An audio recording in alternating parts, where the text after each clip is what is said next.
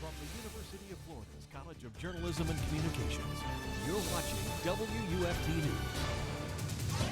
Bienvenidos! You may be hearing a lot more foreign languages in Alachua County classrooms in coming years. I'm Alexandra Rivera. And I'm Adriana Yurizza. Many school districts are looking to expand foreign language programs to younger grade levels.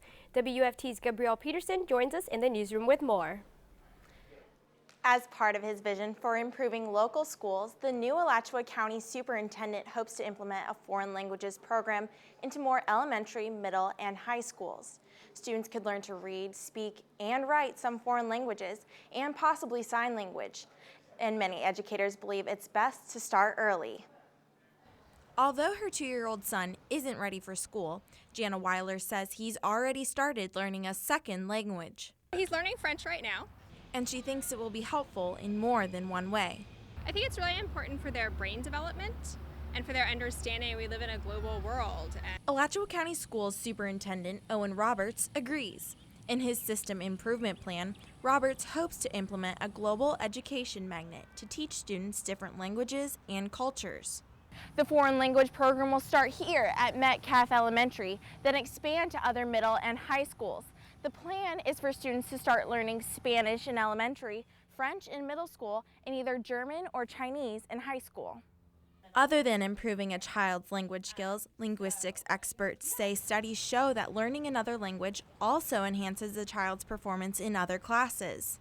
Bilingual children outperform their peers on math tests and other tests that really focus on metacognitive abilities. Weiler says a language program would be a deciding factor for choosing what school her son would attend. If I could send him to a program where he could learn French and Spanish and add other languages later on, I would love to do it. The Global Education Magnet would also teach students about the arts, politics, and economics of those cultures.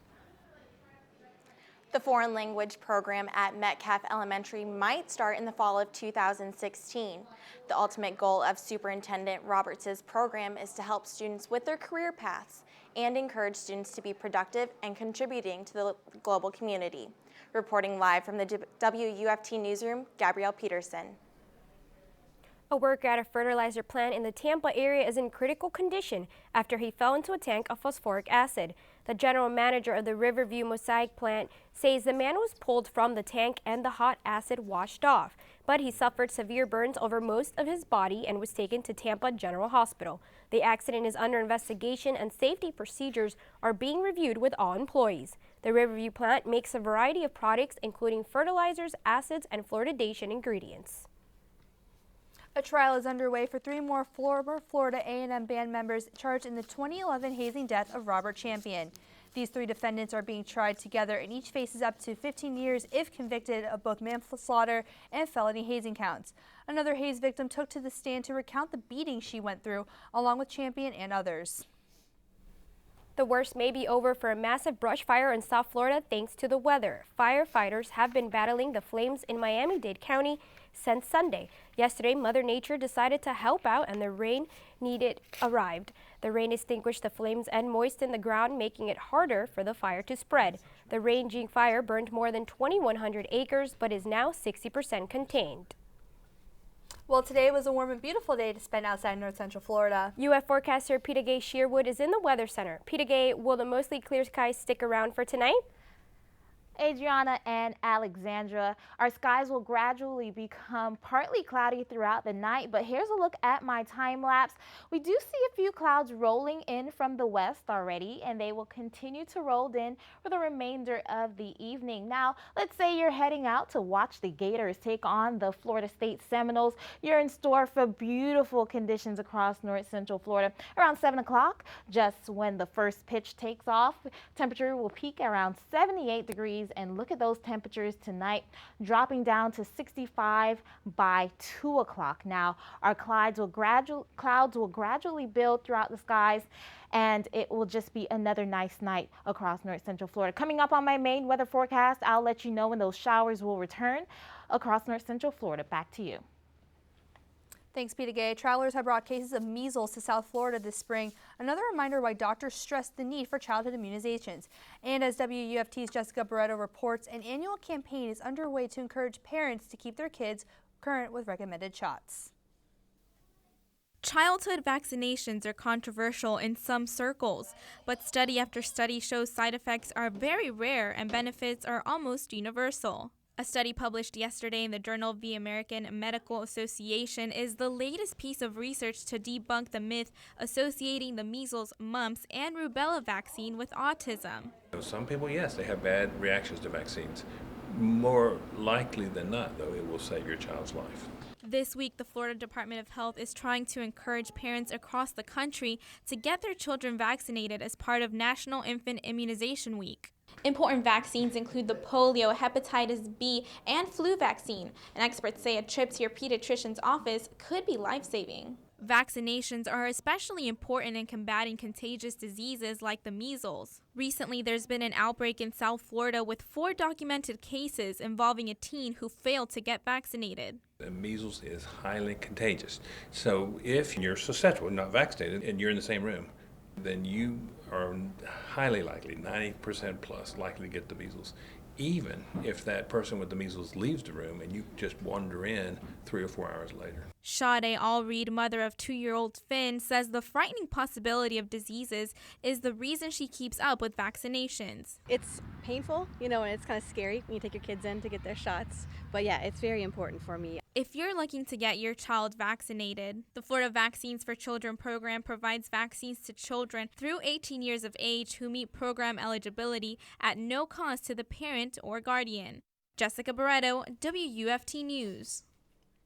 For more information about the Florida Department of Health, you can visit their website at floridahealth.gov. Alachua County is gearing up to increase a free public service many of us use daily. We're talking about Wi-Fi. The move comes after several local groups complained about the lack of connectivity on the east side of Gainesville. In a partnership with the city and GRU, Alachua County is rolling out a pilot program that would create 3 internet hubs with local community centers. GRU has agreed to run the program free of charge for a year, and if there is a demand for it, the county will make it permanent. Coming up on WFT News at 6, we'll tell you much more about the initiative.